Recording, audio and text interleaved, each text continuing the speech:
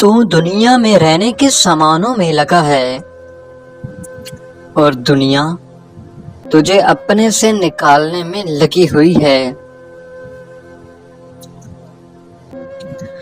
عبادت ایک پیشہ ہے، دکان اس کی خلوت ہے، اور اس کا مال، اس کا تقوی اور نفع اس کی جنت ہے۔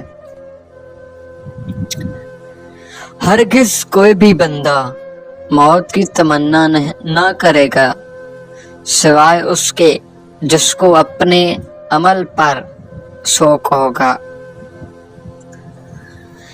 جو انسان صدق دل سے اور کھلے دل سے اللہ کی راہ میں مال خرچ کرتا ہے، اس کا مال قبولیت کا نشان ہے۔ انسان ضعیف ہے، تعجب ہے کہ وہ کیوں کر خدائے قوی کی نافرمانی کرتا ہے۔ ہزاروں سلام ان پر جنہوں نے ہدایت کی پیروی کی۔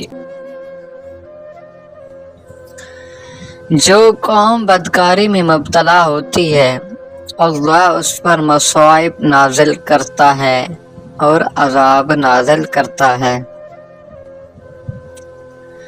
اگر اللہ سے تعلق بنانا چاہتے ہو تو اس کا صرف ایک ہی طریقہ ہے کہ صرف اطاعت اور اس کے حکم کی تعمیل کرنے سے بنتا ہے۔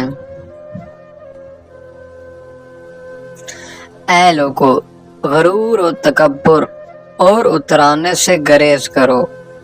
ایسے بندے کے لیے بھلا کیا اترانا جو مٹی سے بنا ہوا ہو اور مٹی میں جانے کے لیے زندگی بسر کر رہا ہو۔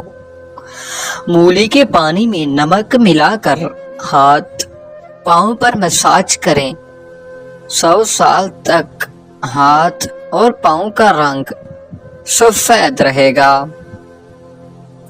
جب تم کسی مقام سے کوچ کرو تو چلنے میں ساتھیوں پر سختی نہ کرو۔ اپنی قوم اور اپنے ساتھیوں کو سخت سزائیں دینے سے گریز کریں۔